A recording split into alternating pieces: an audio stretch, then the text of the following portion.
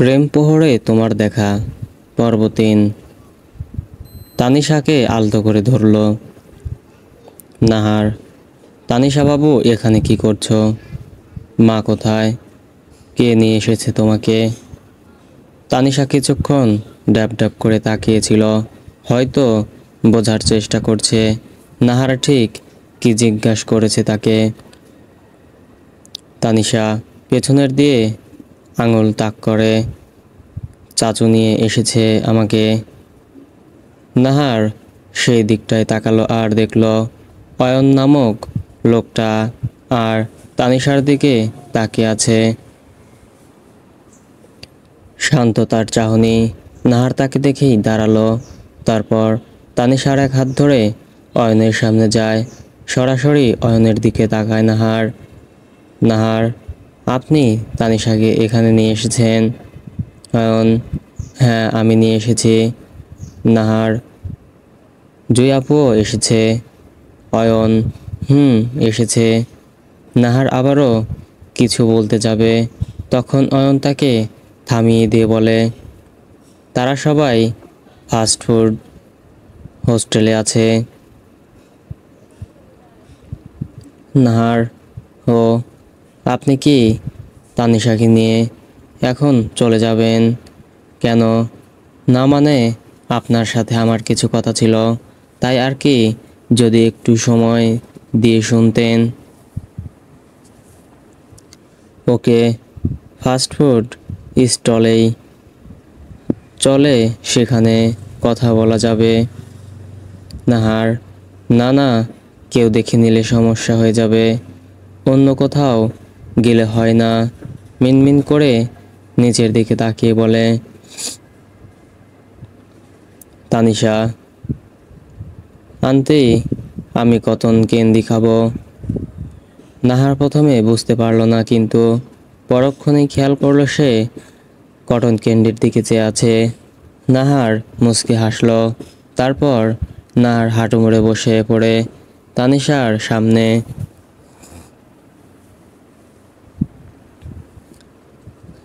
Nahar, Tanisha cotton candy খাবে? তানিশা, হুম। আচ্ছা, আগে তোমার দাঁত দেখাও তো। তানিশা করে নাহার তা দেখে আবারও হাসে। না, মেয়েটার দাঁতগুলো অনেক সুন্দর আর চকচকে। আচ্ছা, তোমাকে কটন ক্যান্ডি নিয়ে দেব, তবে প্রমিস করো বাড়ি গিয়ে দাঁত ব্রাশ করে নিবে। Okay aunty, promise. নাহার উঠে দাঁড়ায়, অয়নের দিকে একবার তাকিয়ে ইশারায় হাত ধরে কটন ক্যান্ডির দোকানের দিকে যায়। তারপর 10 টাকার 4টা কটন ক্যান্ডি কিনে নেয় আর 2টা তানিশার হাতে নিয়ে আর একটা নিজের জন্য রেখে দেয়। অন্য একটা অয়নের কাছে গিয়ে তাকে দেয়। নিন। আমাকে কেন দিচ্ছেন? খাওয়ার জন্য। আমি খাই না, তুমি খেয়ে নাও এটাও। সত্যিই খাবেন না নাকি? না। ও আর জোর করে না, সেটা খুলে খেতে থাকে। কি কথা বলবে বলো? অন্য কোথাও গিয়ে বলি। এদিকে এসো আন্টি, আমাকে কোলে নাও। আচ্ছা বাবু, আসো। নাহার তানিশাকে কোলে তুলে নিয়ে অয়নের পিছু পিছু যায়। তারা মেলা থেকে বেরিয়ে আসতেই একটা বয়স্ক মহিলা এসে দাঁড়ায় তাদের সামনে, যার পরনে মলিন সাদা রঙের শাড়ি পরা ছিল। মুখে মলিনতার ছাপ স্পষ্ট। মহিলাটি, বাবা, কয়টা টেহা দাও? 2টা বছর ধইরা কিডনির গ্রুপ হয়েছে, রোগ হয়েছে, চিকিৎসা করাতে পারি না। টেহার লাগি এই বুড়িরে একটু বাঁচার সম্বল দাও বাজান। অয়ন কিছুক্ষণ চুপ থাকে, ভ্রুকুচকে তাকায় মহিলাটির দিকে। কি হয়েছে আপনার? এই যে দেহ বাজান, কি জানি জটিল রোগ হয়েছে মোর, নাম ঠিক মতো কইতে পারি না। নিজের হাতের ময়লা ব্যাগ থেকে একটা ডাক্তারের রিপোর্ট বের করে দিল অয়নের হাতে। অয়ন রিপোর্টটা নিয়ে কিছুক্ষণ দেখল, তার কোচকানো ভ্রু শীতল হলো। তখন সেখানে নাহার আর তানিশা এসে অয়নের পাশে দাঁড়ায়। কি হয়েছে মা? এই বুড়িরে একটুখানি দেহ। বলতে বলতে তার চোখের কোণে চিকচিক পানি দেখা যায়। নাহার মহিলাটিকে দেখল, তার দয়া হলো। তার কাছে তো 600 টাকা আছে, সেটা দিয়ে দিলে কি এই বুড়ির কষট কমবে কি জানে, কিন্তু দিলে তো সমস্যা নেই। তখন আবার সেই মহিলাটি তার হাত ধরে সে তাকায় মহিলাটির দিকে। তারপর অয়নের দিকে তাকিয়ে দেখে সে ফোনে কারোর সাথে কথা বলছে। মহিলাটি, মা মোর কেউ নাই, শয়তান জন্ম দিছিলাম, সব ছাইরা দিছে মোরে, মোরা আজ পথে ঘাটে থাকতে হয়, এই মরণকালেও দেহার কেউ নাই মোর। জানোস, তোর মতো আমার এক মাইয়া ছিল, কিন্তু আমার মায়াটাও আজ নাই, থাকলে তো মোরে দেখতো। মইরা গেছে মাইয়াটা আমার ডেলিভারির সময়। বলেই তিনি ফুপিয়ে কেঁদে উঠলেন। নাহার, আম্মা তুমি কেঁদো না, আল্লাহ যারে যতটুকু হেদায়েত দেয় সে তো ততটুকুনি বাঁচবো, তাই না? আমার গহাতে কি আর তা আছে? আর তোমার পোলাপানরা যে তোমার লগে এমন করেছে, দেখবা ঠিক আল্লাহ তাদের শাস্তি দেবে। আর তুমি আমারে মাইয়া কইছো, আমিও তোমার মাইয়ার মতোই, তাই না কও? বলেই থামল নাহার। বুড়িটার এবার যেন চোখের জল টপ টপ করে পড়ল। হয়তো তাকে কখনো এভাবে কেউ বলেনি, হয়তো তাকে বোঝার মতো কেউ নেই।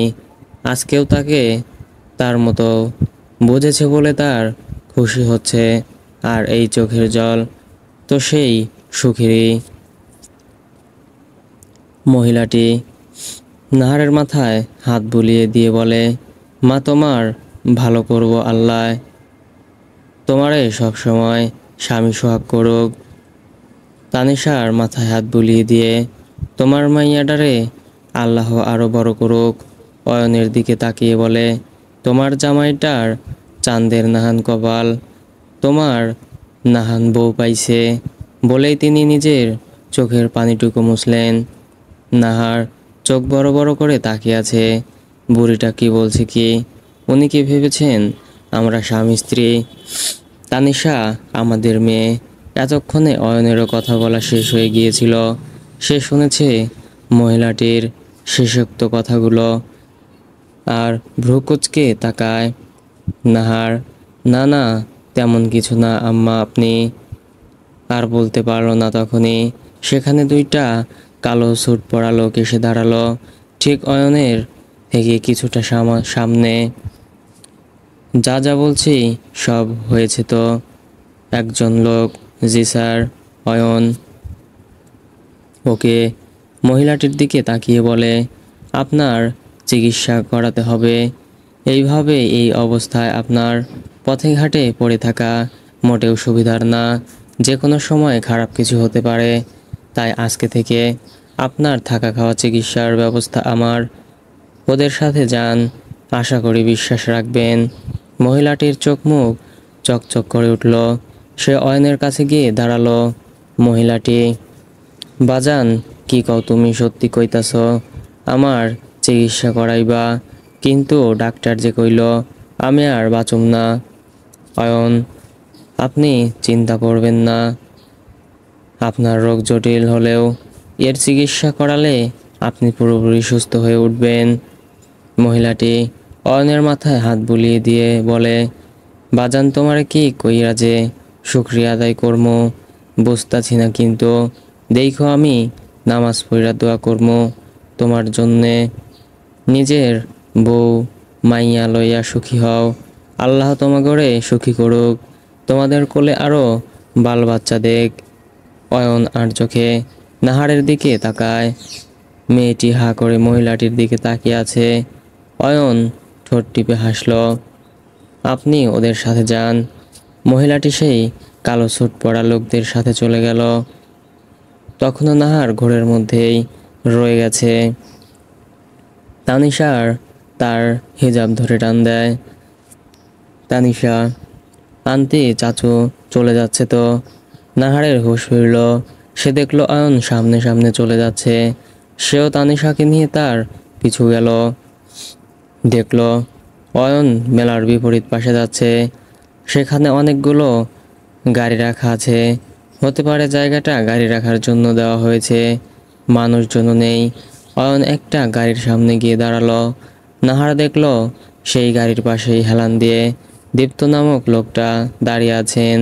তাদের দেখে লোকটা এগিয়ে আসে। একবার নাহারের দিকে তাকিয়ে চোখ সরিয়ে অয়নের দিকে তাকায়। নাহার শুধু শুনতে পায়, দীপ্ত, আচ্ছা ভাই, আমি দেখছি। এতটুকু বলেই সে চলে গেল সেখান থেকে। নাহার সেদিকে একবার তাকিয়ে অয়নের দিকে তাকালো। লোকটা পকেটে 2 হাত ঢুকিয়ে গাড়ির সাথে হেলান দিয়ে দাঁড়িয়ে আছে। তানিশা, আনতে আনতে। নাহার, কি বাবু?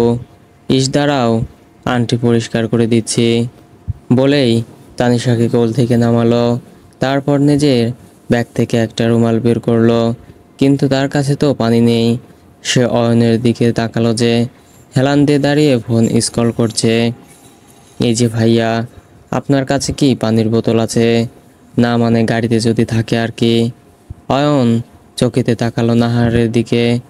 তারপর নিজেকে ধাতস্থ করে ফোনটা পকেটে ঢুকিয়ে গাড়ির ভেতরের ড্রয়ার খুলে একটা বোতল নিয়ে নাহারকে দেয়।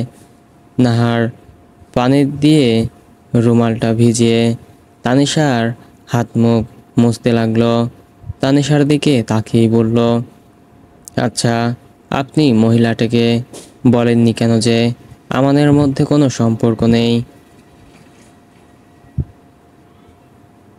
তুমি বললে না কেন? নাহার, আমি আমি তো নাহার কিছু না। তানিশাকে পরিষ্কার করানো হলো। নাহার দাঁড়ায় বোতলটা অয়নের হাতে দেয়। তারপর তার সামনে দাঁড়িয়ে বলে, আসলে আমার সাথে চেয়ারম্যান বাড়ির মিলাতের দিন কিছু কথা ছিল। অয়ন, তুমি সে গুজবের কথাটা বলতে এখানে এসেছ? আপনি জানেন সবটা? হ্যাঁ, না জানার কি আছে? এই গ্রামেই আছি, এই গ্রামের মানুষ কি বলছে না বলছে শুনছি না। তাহলে আপনি কিছু বলছেন না কেন? ওই দিনের সেই ব্যাপারটা নিয়ে গ্রামের সবাই বাজে কথা ছড়াচ্ছে। কি বলবো? হ্যাঁ, আমি সেই রুমে গিয়েছিলাম, আবার চলেও এসেছিলাম। হ্যাঁ, এটাই বলবেন। আপনি গিয়েছিলেন ঠিকই, তবে আমাদের মধ্যে কিছু হয়নি। আর আপনিও চলে এসেছিলেন, আর সবাই ভুল বুঝে। ওকে, আমি বললে ওরা কি আমাকে বিশ্বাস করবে? কেন করবে না? আপনি চেয়ারম্যানের ভাগিনা, তাই সবাই না চাইলেও বিশ্বাস করবে। সবাই বিশ্বাস করা আর না করা, I just don't care. But এই ব্যাপারটাকে আমি কোনো ভাবেই পাবলিকের সামনে গিয়ে তার বিচার করতে পারবো না। কিন্তু কেন? সভা না হলে তো ব্যাপারটার কোনোভাবেই সমাধান হবে না অয়ন, কারণ এতে তোমার সম্মান জড়িয়ে আছে। আমি চাই না তোমার সম্মান নিলামে উঠুক। আমি চাই না তোমার দিকে গ্রামের সে কুৎসিত মানুষগুলো সরাসরি আঙ্গুল তুলে কিছু বলুক। নাহার থমকে যায় এমন কথায়। লোকটার কথা তার বোধগম্য হলো না। কি বুঝাইতে চাইছে লোকটা? মানে? অয়ন, তুমি একটা মেয়ে, তোমার একবার হলেও ভাবা উচিত। বদনাম হয়েছে সেটা গ্রামের 50% মানুষ জানে, কিন্তু তুমি যদি এখন সভা বসাতে যাও, ব্যাপারটা ক্রিটিক্যাল হয়ে যাবে। আজ যারা তোমার পেছনে তোমার দিকে আঙ্গুল তুলছে, তারা কালকে তোমার সামনে তোমার দিকে আঙ্গুল তুলবে, বাজে কথা বলবে। পারবে তো সহ্য করতে? আমার কিছু হবে না। ইউ নো না, অলওয়েজ একটা মেয়ের থেকে একটা ছেলে বেশি ফেসিলিটিস পেয়ে থাকে বলেই নিজের চোখের রোজ চশমাটা পরে নিল। নাহার বুঝল সে তো এমনভাবে ভেবেই দেখেনি ব্যাপারটা। অয়ন নামক লোকটা সবার সামনে সব সত্যিটা বললেও চেয়ারম্যানের ভয়ে হয়তো সবাই মেনে নেবে, আর লোকটাকে কিংবা চেয়ারম্যান পরিবারকে কোনো কথা শুনতে হবে না। কিন্তু সে তার পরিবার, তাদের কি হবে? তাদের তো প্রতিনিয়ত হেনস্থার শিকার হতে হবে। তার বাবা মাকে তার জন্য বাজে কথা শুনতে হবে। আচ্ছা, তাহলে কি করা যায় যাতে ঝামেলাও না হয়, আবার সব ঠিকও হয়ে যায়? একটা উপায় আছে। কি উপায় বলুন? কারো কথায় কান দিও না, আমি সব ঠিক করে দেব। কিন্তু উপায়টা কি সেটা তোমার জানতে হবে না। যেটা বলেছি সেটা শোনো। I hope you can understand. বুঝেছি, কিন্তু আমাকে বলুন আপনি কি করবেন? আমিও যদি আপনাকে কোনো হেল্প করতে পারি। তোমাকেই তো সব করতে হবে। কি করতে হবে আমাকে সেটা সময় আসলে জেনে যাবে। এখন আর কিছু জিজ্ঞেস করো না। এইটা বলে সে তানিশাকে কোলে নেওয়ার জন্য এগিয়ে আসলো। নাহার এক পা পিছিয়ে গেল। তানিশা, মামুনি আসো, আমাদের চলে যেতে হবে। চাচ্ছ আমি আন্টির কাছে থাকবো প্লিজ। মার কাছে যাবে না? তানিশা, যাবো তো, কিন্তু আন্টিও যাবে আমাদের সাথে, তাই না আন্টি?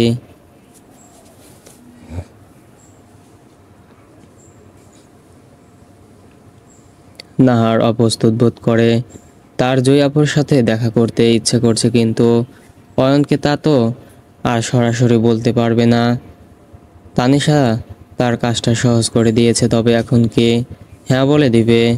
সরাসরি হ্যাঁ বললে লোকটা আবার তাকে হ্যাংলা ভাববে না তো? অয়ন তানিশার কথা শুনে উত্তরের অপেক্ষা করলো না। আসো। নাহার চকিতে তাকায়, তাকেও যেতে বলছে। কি ভাবনাতে আবারও অয়ন ডাক দেয় যাওয়ার জন্য। নাহার এবার প্রফুল্ল মনে সেই দিকেটাই যায়। অয়ন থেকে দূরত্ব বজায় রেখে তানিশাকে নিয়ে হাঁটা দেয়। তখন রায়হান আর টিউলি সেখানে আসে। রায়হান, নার তুই এখানে? আমরা তোকে খুঁজছি। কই গেলি বলে যাবি না নাকি? এত মানুষের মধ্যে এখন যদি তোকে খুঁজে না পেতাম। ইডিয়েট একটা। ভাই, এমন করছো কেন? আমি তো এখানেই ছিলাম।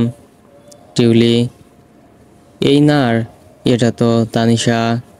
ও কে? তুই কোথায় পেলি? আসলে ওরা তো মেলায় এসেছে।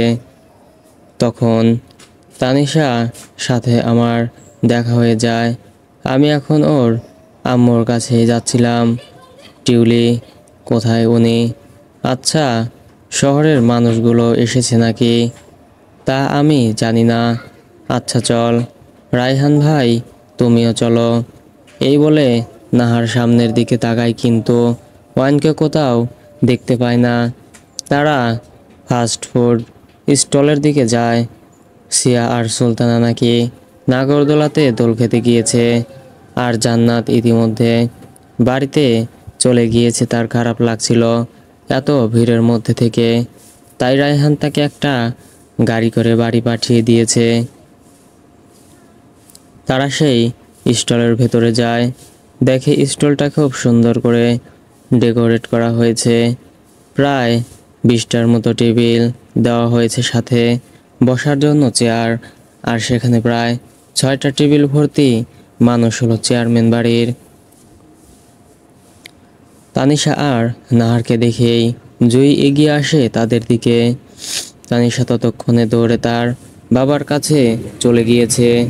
জুই এসেই নাহারকে জড়িয়ে ধরে, যেন কতদিন বাদে তাদের দেখা হয়েছে। জুই, জানো নাহার, আমি কতটা খুশি হয়েছি তোমাকে এখানে দেখে। কতদিন তোমাকে দেখি না। তুমি তো আমাদের বাড়িতেও যাও না। আপু, একটু ঝামেলায় ছিলাম, তাই বাড়ি থেকে তেমন একটা বের হওয়া হয়নি। রনি, ভাবি ওনাদের দাঁড়িয়ে রেখেছো কেন? এখানে নিয়ে এসো। জুই নাহারদের তাদের একটা টেবিলে বসালো। নাহার খেয়াল করলো সেখানে অয়ন ছিল না। লোকটা তো এই দিকটায় এসেছিল, কিন্তু এখানে আসেনি। নাহার জুই থেকে চেয়ারম্যান বাড়ির সকলের খোঁজ খবর নিল। তারপর আপার বিয়েতে আসার কথা বলল। জুই জানালো তারা সবাই বিয়েতে উপস্থিত থাকবে। জুই কিংবা নাহার একে অপরকে বদনামের কথাটা জানালো না। হয়তো এতে তাদের সম্পর্ক খারাপ হতে পারে। এর মধ্যেই দোকানদার এসে তাদের বিভিন্ন ধরনের fast food, pizza, burger, nachos, Coke ইত্যাদি এনে দিল। প্রায় অনেক সময় পার হয়ে গিয়েছে ইতিমধ্যে। রায়হানের সাথে অয়নের দেখা হয়েছে। তারা দুজন মিলে মেলার অন্য কোথাও চলে গিয়েছে। কথা বলতে বলতে কিছুক্ষণ আগে মাগরিবের আজানও দিয়ে দিয়েছে। নাহারদের এখন চলে যেতে হবে। নাহার, আচ্ছা আপু, আমরা এখন যাই, অনেকটাই দেরি হয়ে গেছে। বাড়ি ফিরতে ফিরতে আরও দেরি হয়ে যাবে।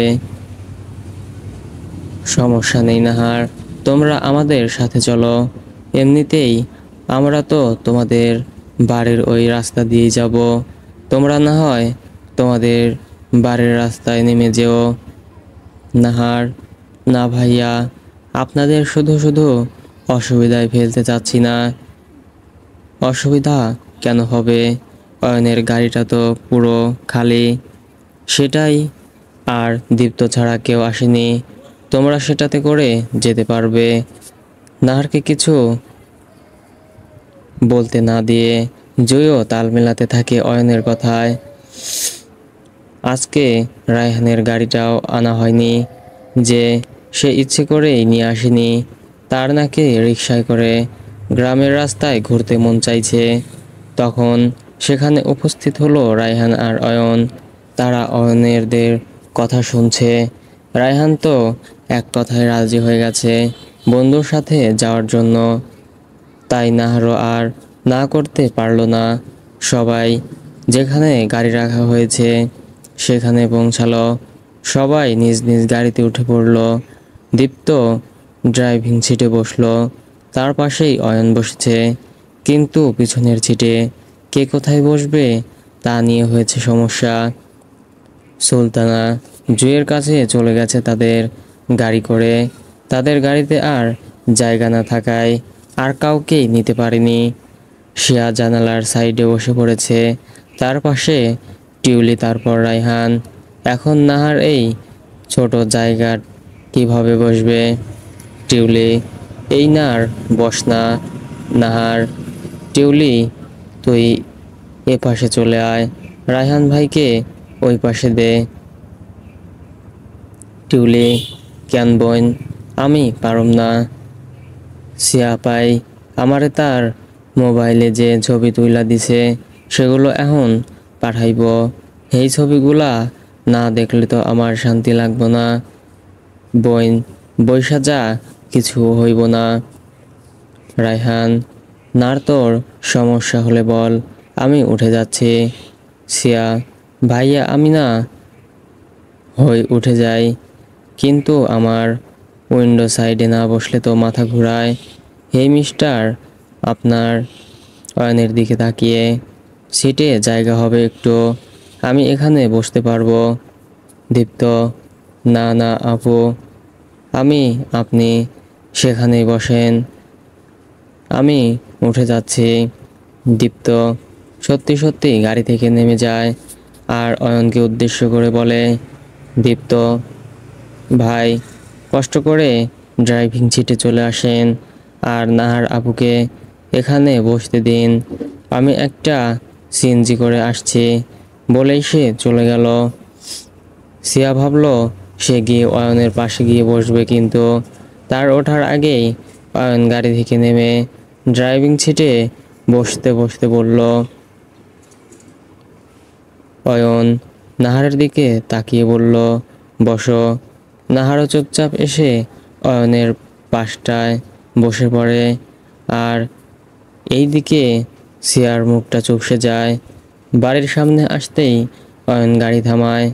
সবাই গাড়ি থেকে নেমে যায়, তবে নাহার অপেক্ষায় থাকে সবার নেমে যাওয়ার। সবাই নামতেই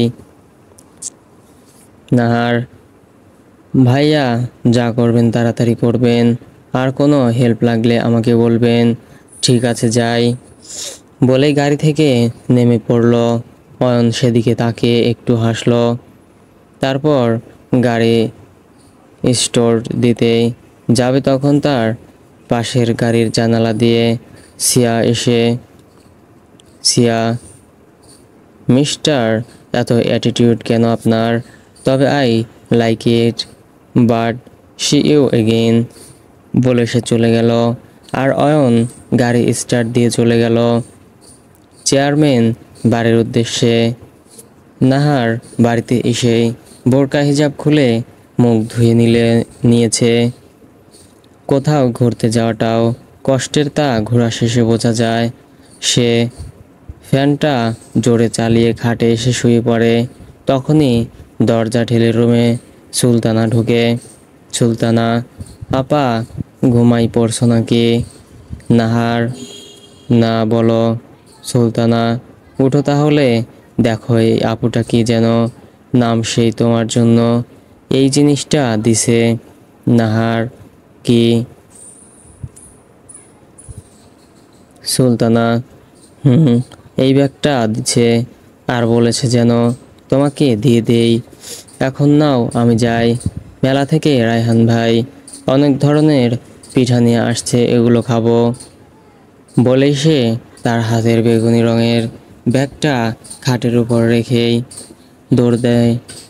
নাহার ব্যাগটার দিকে তাকায়। জিনিসটা জয়ী আপু তাকে দিলেই তো পারতো, সে কি না করতো নাকি? একটা দীর্ঘ নিঃশ্বাস ছাড়ল। ব্যাগটা খুলল, একটা মাঝারি সাইজের প্যাকেট। সেটা খুলল, দেখলো তার পছন্দ করা সেই কানের দুল জোড়া, তার সাথে একটা হালকা লাল রঙের বক্স, একটা সাদা পাথরের নাকফুল। কানের দুল দেখে যেন নাহারের ঘুষি উপড়ে পড়ছে। জয়ী আপু কীভাবে জানলো তার এই কানের দুল জোড়া খুব পছন্দ হয়েছে? কাকতালীয়ভাবে নাকি অন্য কিছু? আর ভাবতে পারল না সে। চোখ গেল সেই নাকফুলের দিকে। বক্সটা দেখেই মনে হচ্ছে অনেক দামি। দেখে তো মনে হচ্ছে না যে এটা মেলা থেকে নেওয়া হয়েছে। যে নাকফুলটা হাতে নিল, পাথরটা শেপ একটা ছোট তারার মতো, কি সুন্দর চকচক করছে, একেবারে হীরের মতো। সে হাসলো তার নিজের ভাবনায়। কিন্তু এইভাবে উপহারগুলো কি নেওয়া ঠিক হবে? মাকে জানিয়ে দেখি মা কি বলে। মা যদি রাখতে বলে রেখে দেব, নইলে পরের বার দেখা হলে ফেরত দিয়ে দেব। সে আবার জিনিসগুলা ব্যাগের ভেতরে গুছিয়ে রেখে দিল। তারপর আবার শুয়ে পড়ল বিছানায়। সকালে ঘুম থেকে উঠে বাড়িতে হয়েছে ওর আওয়াজ শুনে কপাল কুঁচকে যায় নাহার। বাড়িতে তো বাড়তি কোনো মানুষ নেই যে এমন হইচই করবে। তাহলে কে এলো? সে ওড়নাটা গায়ে জড়িয়ে নিল, তারপর ঘরের বাইরে বেরিয়ে পড়ল। দেখলো পাকের ঘরে অনেকগুলো মহিলা বসে বসে কিছু বানাচ্ছে। হঠাৎ দেখায় ঠিক ঠাহর করতে পারল না তারা কি করছে। তখন তার পিঠে কোনো লাঠির আঘাত পড়ল। এমনটা হওয়ায় সে কেঁপে উঠল।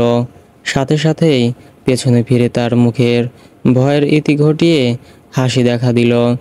জড়িয়ে ধরল তার সামনে থাকা তার প্রিয় মানুষটিকে।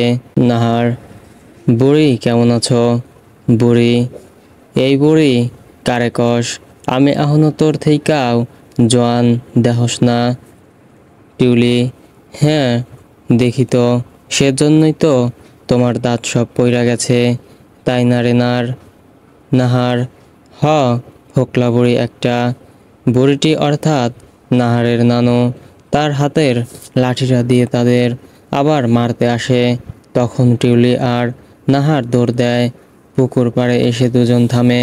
টিউলি, সবাই চইলা আসছে, কি যে মজা হইব, তাই না রে? তোর মামাতো বোনরাও আসছে, সব ঘুম দিচ্ছে। আর শোন, তোর জন্য একটা খবর নিয়া আইছিলাম। নাহার, কি খবর?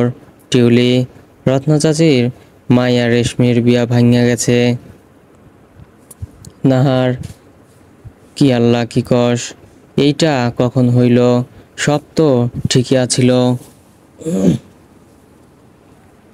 টিউলি, হ, তা তো আমিও জানি সব ঠিক আছিল, কিন্তু ছড়াছড়ির খবর শুনতাছি রত্না চাচির বদ স্বভাব যায় না গেছে তারা। সে যে মানুষের বাড়িতে যাইয়া যাইয়া মানুষের মুখে চুলকানি মাখার চেষ্টা করে, এই সব যায় না তারা বিয়া ভাঙ্গা দিছে। নাহার অবাক হয়। রেশমি আপার যেখানে বিয়ে ঠিক হয়েছিল, তারা অনেক টাকা পয়সা ওয়ালা মানুষ ছিলেন। তার বর বিদেশে থাকতো। বিদেশ থেকে এসে রেশমি আপাকে একেবারে উঠাইয়া নিয়ে যাইতো। রেশমি আপাও যথেষ্ট সুন্দরী, কিন্তু তার মায়ের কুফল তাকে ছাড়ল না। নাহারের নানু, মামা মামি, মামাতো বোন, খালা খালু, খালাতো বোন, তাদের সবাই এসে পড়েছে সকাল সকালে। কেউ কুমিল্লা থেকে, কেউ ঢাকা থেকে, কেউ আবার ময়মনসিংহ থেকে। তারা সবাই প্ল্যান করে একদিনই এসেছে। নাহার এই সম্পর্কে অবগত ছিল না। এক কথায় তারা বোনরা কেউই জানতো না তারা যে আজকে আসবে। তাই তারা তাদের সকলকে দেখে খুব খুশি। তারা নাকি ভোরের দিকে এসেছে।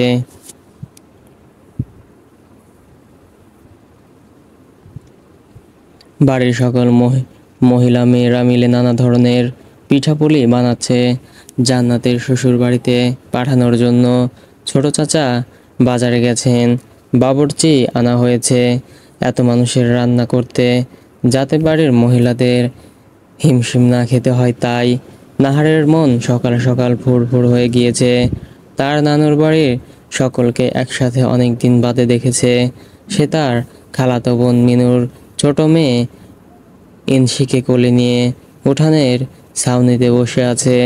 আর তার পাশে বসে আছে শিয়া, যে ফোন স্ক্রল করছে আর মিটিমিটি হাসছে। নাহার, ওই শিয়া আপা, তুমি হাসতাছো কেন? জিন টিনে ধরছে নাকি? হোয়াট নার, তোর কাছে আমাকে দেখে জিন মনে হচ্ছে? না আপা, জিন কেন মনে হবে? আমি তো বলতে চাইছি, তুমি কোনো কারণ ছাড়া এমন লাজুক হাসতাছো কেন? ও, সেটা বলবি না? এই দেখ। বলেই নাহারের কিছুটা কাছে গিয়ে বসলো আর মোবাইলটা নাহারের সামনে ধরে। এই কারণে হাসছিস?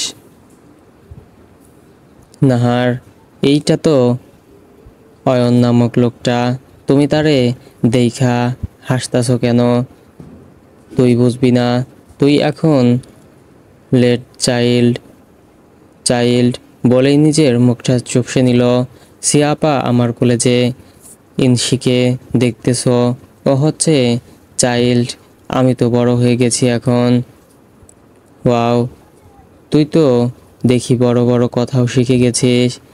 হ্যাঁ, তাই তো বললাম, আমি বড় হইয়া গেছি। শোন, এই যে mister Ayan, I really like him. কি? It's true. কি কও, পাগল হইয়া গেছো নাকি? ওনার মতো গম্ভীর মানুষ ডারে পছন্দ কেন করতে গেলা? নার, এবার কিন্তু বেশি হচ্ছে। তুই তাকে অপমান করছিস। আমি অপমান কখন করলাম? এই যে তাকে গম্ভীর বললি, এইটা তো সত্যি কথা কইছি, অপমান করছি নাকি? আচ্ছা, তাকে কি লাইক করা যায় না? এখানে ইম্পসিবলের কি আছে? তা ঠিক, তারে পছন্দ করা যায়, কোনো কমতি নাই। আল্লাহ তারে রূপগুণ টাকা পয়সা সব দিছে, শুধু গম্ভীর না হইলে পুরোপুরি হইতো, এই আর কি। হ নার, একেবারে রাইট কথা বলেছিস। দেখবি জান্নাত শিশির বিয়েতে, তাহলে আসলে তাকে আমি পটিয়েই ছাড়বো। নাহার হাসলো, তারপর ইনসিকে নিয়ে বাড়ির ভেতরে চলে আসলো। বাড়ির মহিলারা পিঠাপুলি বানাচ্ছে। দুপুরের রান্না উঠানের একপাশে বাবরচিরা রান্না করছে। এসে গিয়ে ইনসিকে নিজের রুমের খাটে শুইয়ে দিল। মেয়েটা ঘুমিয়েছে অনেকক্ষণ হয়েছে। তখন তার নজর পড়ল খাটের একপাশে থাকা বেগুনি শপিং ব্যাগটা। তার তো মনেই ছিল না, সকালে সবাইকে দেখে বেমালুম ভুলে গিয়েছিল উপহারের কথা। সে ঘর থেকে বেরিয়ে মাকে খুঁজতে বের হলো। মাকে পেল পুকুর পাড়ে। ধোয়া হাঁড়ি পাতিলগুলো রোদে শুকাইতে দিচ্ছে। সে মায়ের কাছে গেল। নাহার, মা, তুমি কি এখন অন্য কোনো কাজ করবে নাকি? না, আপাতত তো কোনো কাজ নাই, এইগুলা রাইখা গোসল করতে যামু।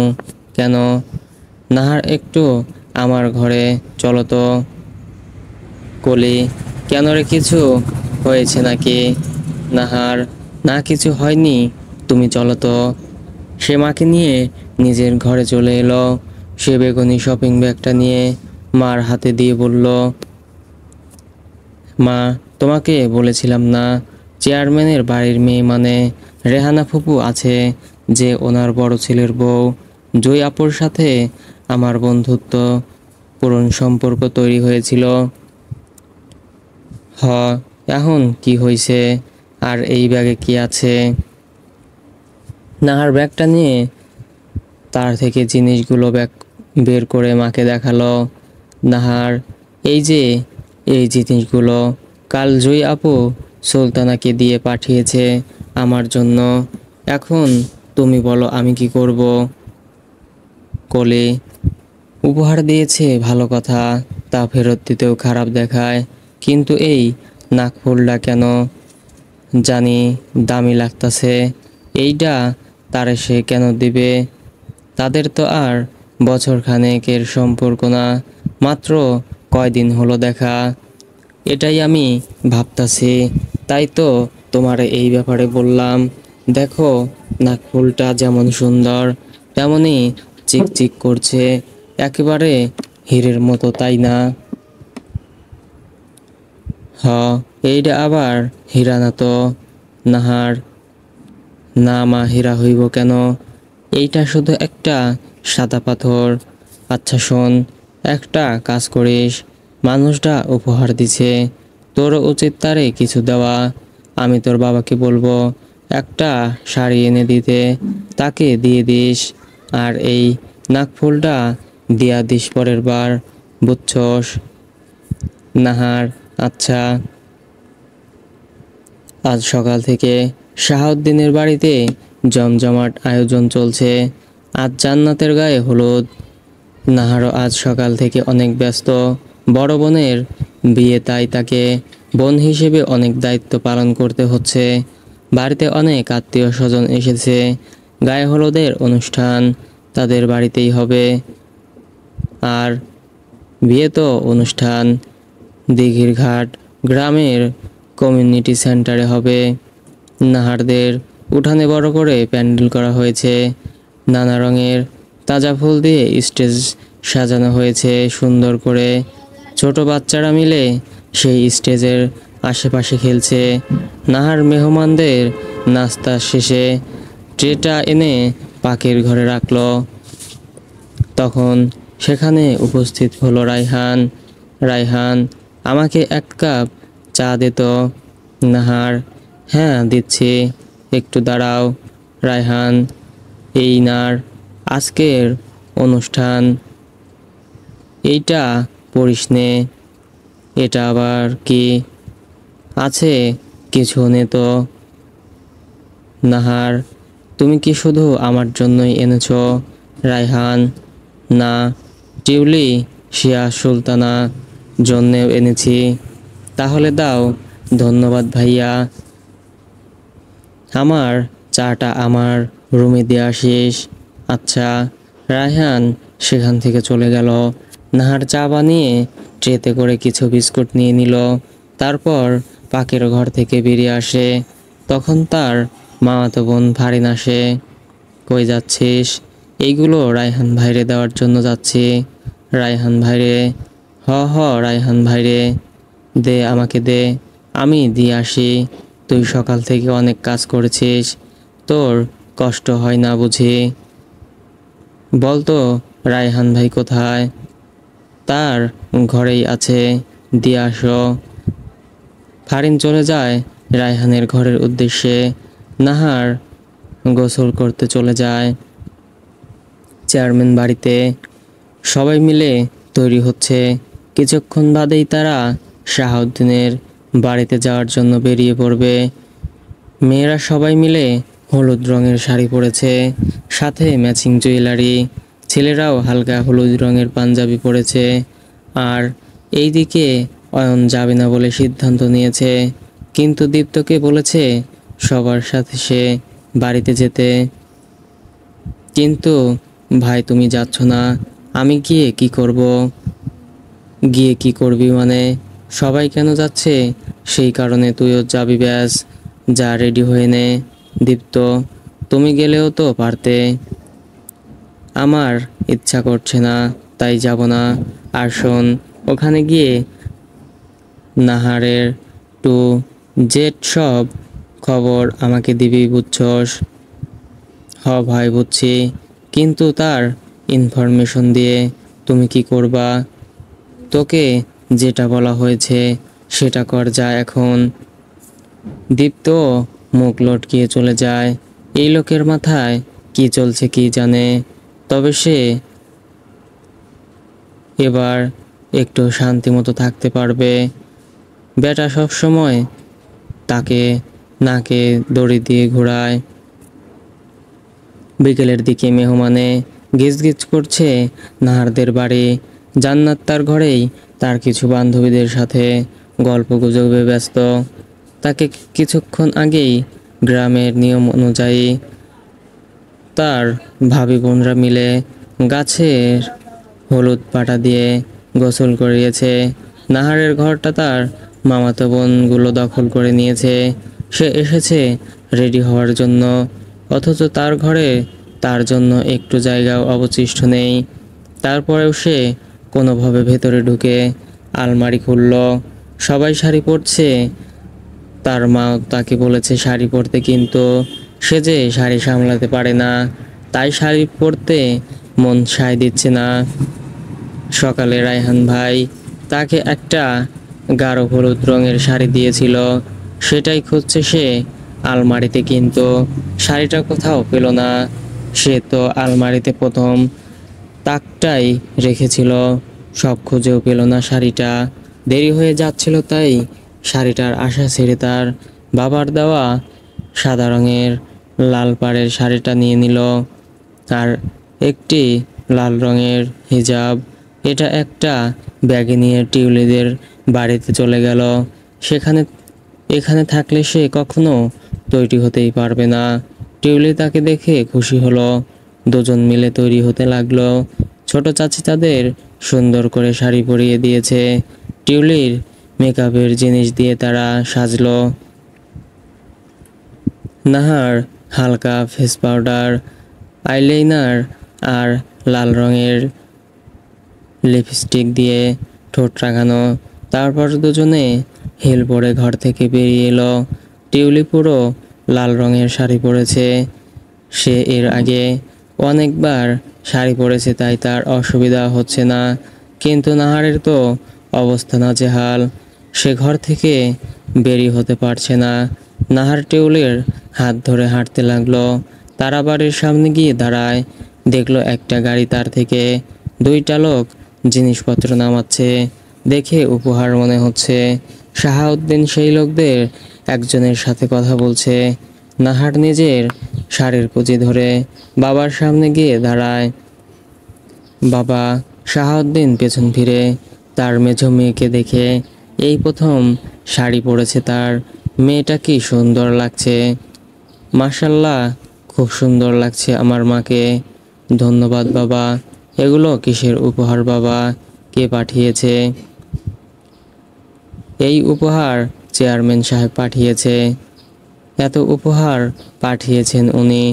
হ্যাঁ, আমিও ভাবছি এত উপহার পাঠানোর প্রয়োজন ছিল না।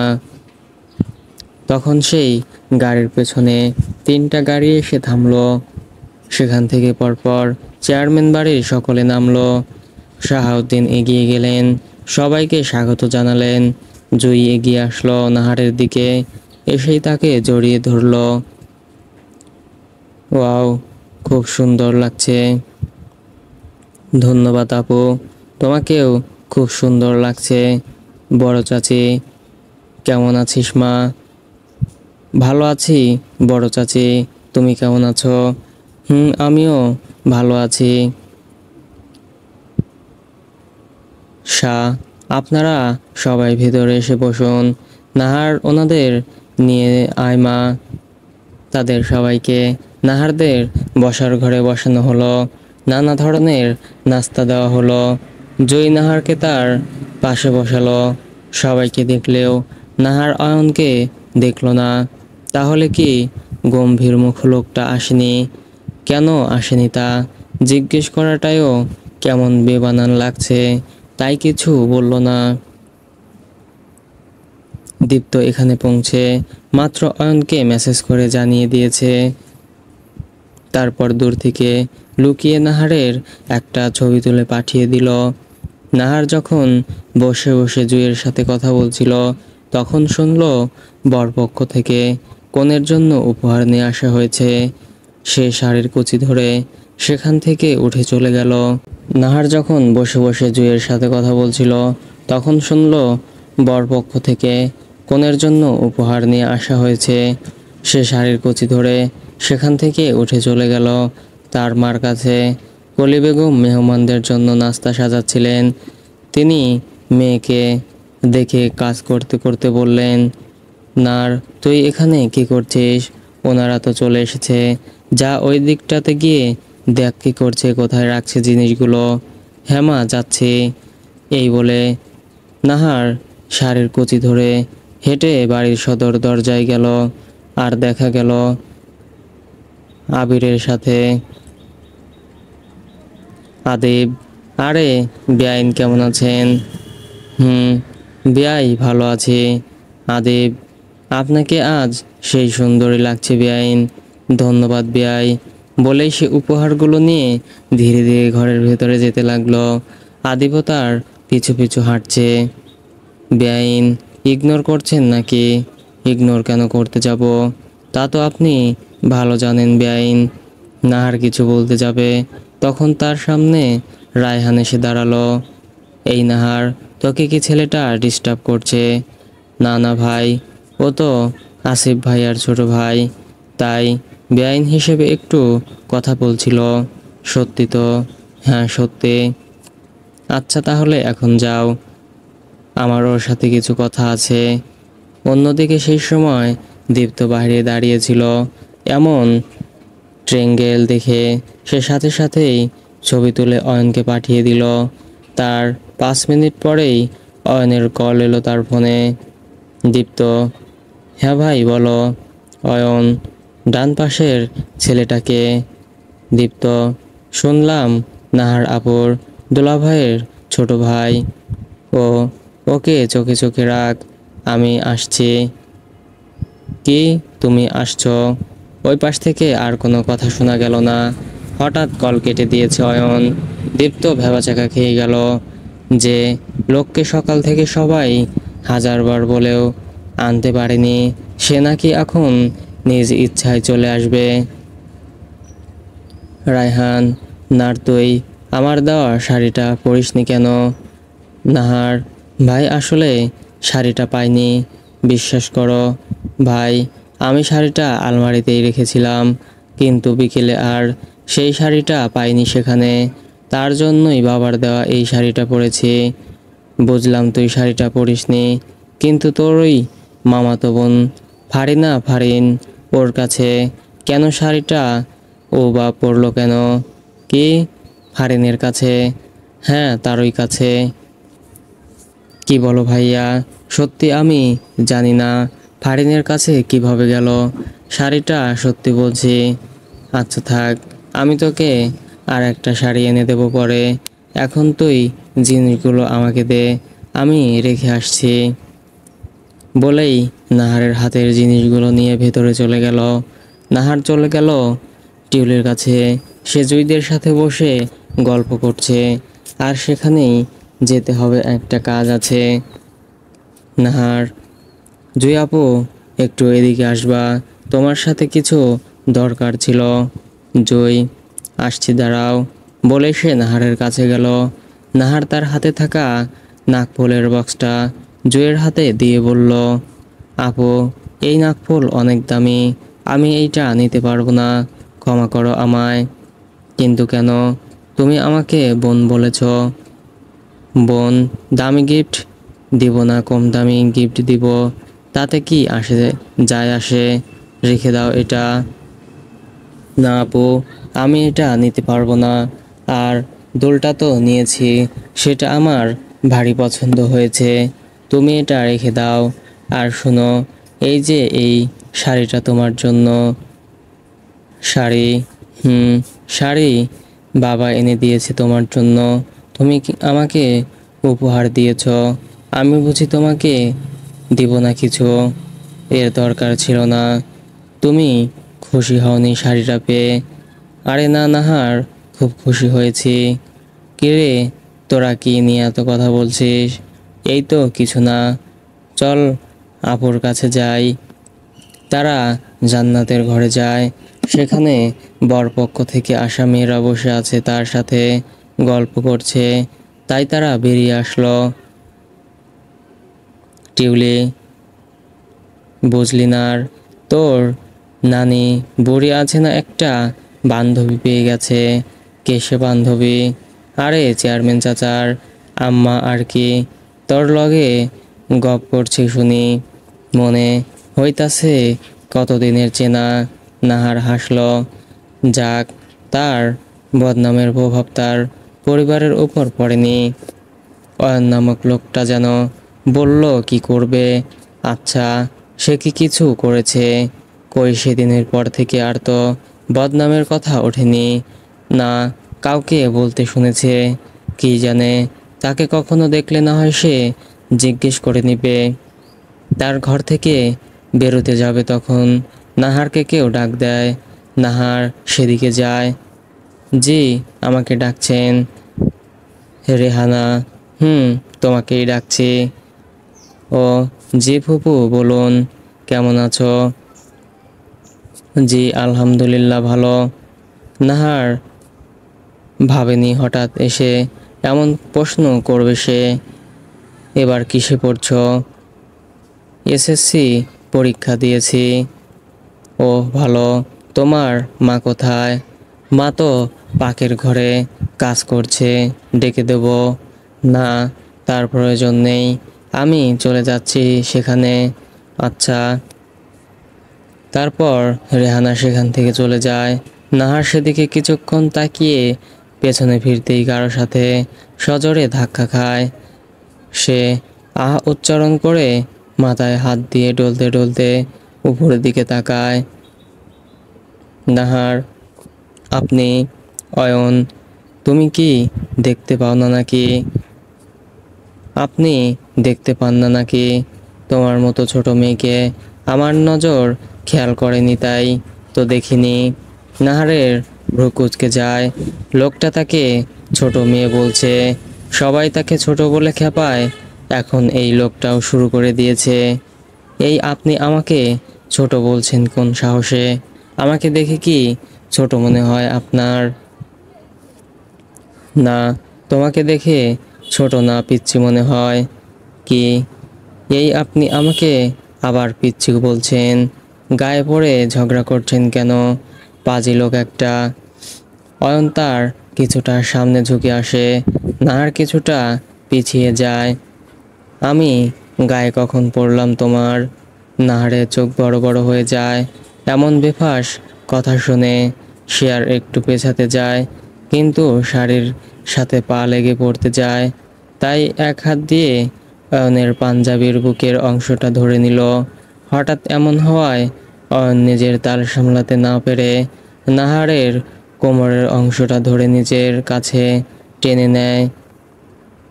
নাহারের শাড়ি পা দিয়ে পেছনের পেঁচানোর কারণে সে ঢেকে রাখা কোমরের অংশটা উন্মুক্ত হয়ে গিয়েছিল, আর সেই উন্মুক্ত অংশে অয়নের এমন অনাকাঙ্ক্ষিত স্পর্শ তার শরীর ঝাঁকুনি দিয়ে ওঠে, যেন তার পুরো শরীর অয়নের বুকের পাঞ্জাবির বাঁধন হালকা হয়ে আসে। সে নিজের দিকে তাকিয়ে তার চোখ খিচে বন্ধ করে অয়নের থেকে দূরে সরে দাঁড়ায়। সরি বলে সেখান থেকে কোনোভাবে হেঁটে নিজের ঘরে চলে আসলো। আর এদিকে অয়নের অবস্থা নাজেহাল। এইভাবে সে নাহারকে স্পর্শ করতে চায়নি, তবে সবটা অনাকাঙ্ক্ষিতভাবে হয়ে গিয়েছে। সে তার সেই স্পর্শকৃত হাতটি নিজের সামনে আনলো আর ঠোঁট কামড়ে হাসলো। নাহার ঘরে এসে খাটের এক কোণায় বসে নিজের দুই হাত দিয়ে মুখ ঢেকে জোরে জোরে নিঃশ্বাস নিতে থাকে। তার শরীরটা এখনো হালকা কাঁপছে। সে নিজেকে শান্ত রাখার চেষ্টা করছে। নাহার এর ঘরে তার নানু আর হেনা বেগম খাটের এক পাশে বসে খোশ মেজাজে হেসে হেসে কথা বলছিলেন, আর তাদের পাশেই তানিশা, সুলতানা আরও কিছু বাচ্চা মিলে খেলছিল। নাহারের নানু তাকে এমনভাবে মুখ ঢেকে ঘন ঘন নিঃশ্বাস নিতে দেখে তাকে ডাকলো, এই নাহার, মাইয়া, তোর কি হইছে? এমন করতাছস কেন? মাইয়াডার কি শরীর খারাপ করতাছে? কিরে মাইয়া, এই দিকে তাকা। নাহার তাদের কথা শুনে নিজের মুখ থেকে হাত সরিয়ে তাদের দিকে তাকায়। তারা তার দিকে ভ্রু কুঁচকে তাকিয়ে আছে। না নানু, দাদু, আমার কিছু হয় নাই। তাহলে এমন করতাছিস কেন?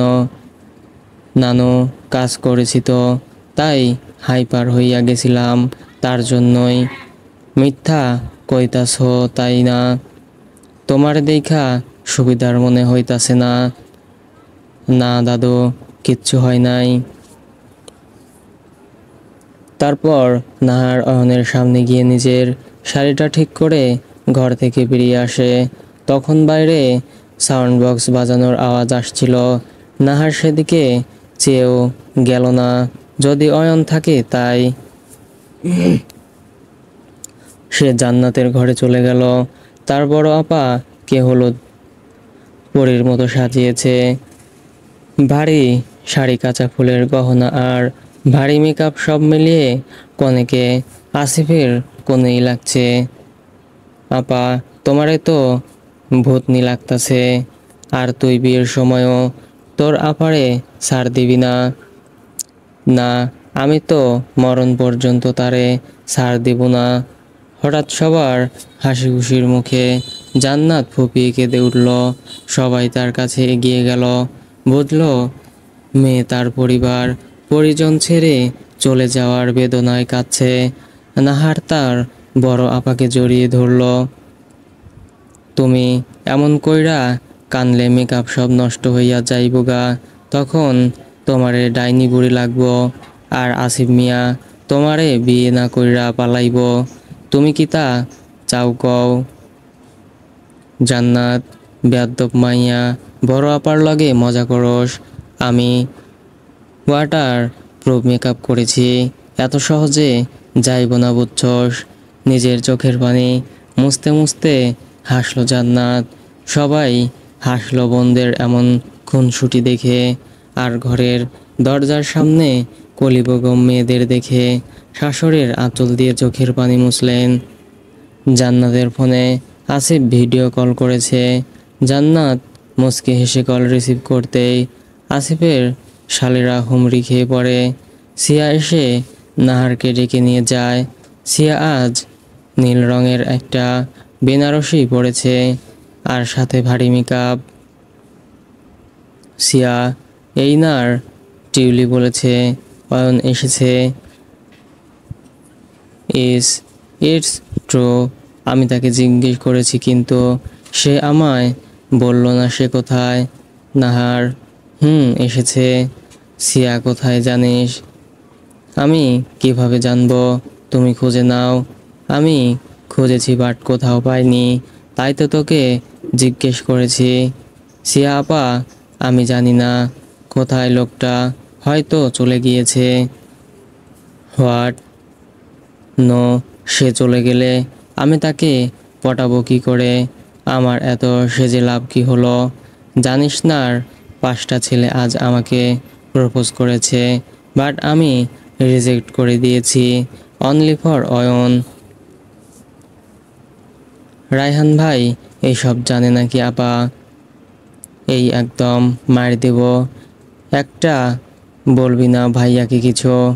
আগে আমি তোর ফ্রেন্ডকে পটিয়ে নিই, দেন আমি নিজেই বলবো। ওকে আমি যাচ্ছি তাহলে। বলেই সে চলে গেল। বাইরে প্যান্ডেলে সবাইকে রাতের খাবার খাওয়ানো হচ্ছে।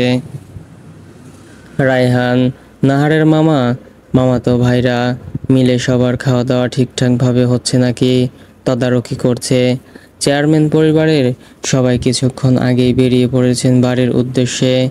শাহাউদ্দিন তাদের থাকার অনুরোধ করেছেন কিন্তু তারা চলে গিয়েছেন। কাল সকালে একেবারে কমিউনিটি সেন্টারে পৌঁছে যাবেন বলে জানিয়েছেন। এখন প্রায় রাত 2টা বেজে গেছে। বয়স্ক মানুষরা সকলেই ঘুমিয়ে পড়েছেন। মেয়েরা কেউ স্টেজের উপর, কেউ উঠানে চেয়ার নিয়ে বসে মেহেদি লাগাচ্ছে। নাহার অনেককেই মেহেদি লাগিয়ে দিয়েছে। তার এখন হাত ব্যথা করছে আর অনেক ঘুমও আসছে। কাল সকালে তাড়াতাড়ি উঠতে হবে, তাই সে সেখান থেকে উঠে আসলো। কলপাড়ে গিয়ে হাত ধুয়ে তার ঘরে আসে। সে অনেক আগে শাড়ি পাল্টে একটা সুতির 3 পিস পরে নিয়েছে, তাই এখন ভালোভাবে হাঁটতে দৌড়াতে পারছে। টিউলিও তাদের বাড়িতে চলে গেছে ঘুমানোর জন্য। নাহার ঘরে এসে দেখে খাটে জায়গা নেই, তাই সে আলমারি খুলে একটা বেড নিয়ে নিচে ঘুমিয়ে সেখানে শুয়ে পড়ে লাইটটা বন্ধ করে। অনেকক্ষণ চোখ বন্ধ করেও তার ঘুম আসছে না, অথচ কিছুক্ষণ আগে ঘুমের জন্য সে চোখই খুলতে পারছিল না। সে আবার চোখ বন্ধ করে, কিন্তু চকিতে চোখ ফেলে খুলে ফেলে। তার ঘন ঘন নিঃশ্বাস নিতে থাকে। সন্ধ্যার সেই ঘটনার পুনরাবৃত্তি, সেটা এক প্রকার ভুল ছাড়া কিছুই ছিল না। তাহলে তার সেটা বারবার মনে পড়ছে কেন? না, এমন চিন্তা ভাবনা করাটা একদম ঠিক হচ্ছে না। সে বেড থেকে উঠে ড্রেসিং টেবিলের ওপর রাখা মেহেদিটা নিয়ে পড়ার টেবিলের চেয়ারটা টেনে বসে। টেবিলের ছোট লাইটটা জ্বালিয়ে দেয়। তারপর বসে বসে বাম হাতে মেহেদি দিতে থাকে। তার মনের এক কোণায় সন্ধ্যার সেই অনুভূতিগুলো ধীরে ধীরে গুনগুন করে সুরের মতো বেজে ওঠে। তোমার স্পর্শের মায়া, আমার যত্নে রাখার ছায়া, তোমার এক টুকরো হাসি আমায় করেছে তোমার দাসী। আমার উদাসীতার সাথে তুমি আমার জীবনের একমাত্র যাত্রী। সো ফ্রেন্ডস, ভুল ত্রুটি হলে ক্ষমার দৃষ্টিতে দেখবেন এবং নিত্য নতুন গল্প দেখতে চাইলে চ্যানেলটি সাবস্ক্রাইব করে পাশেই থাকবেন। এতক্ষণ সাথে থাকার জন্য ধন্যবাদ সবাইকে।